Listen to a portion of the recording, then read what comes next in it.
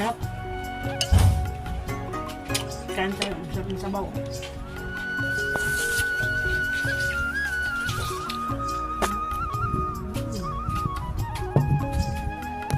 Ulam natin nilaga.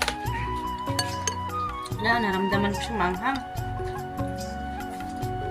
Tapang mo pa. Kain.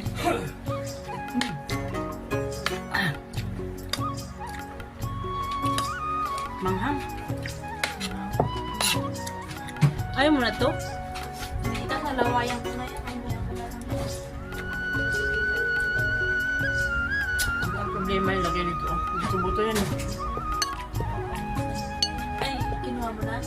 Ang sayang yan ah. Pagkakuha na yan.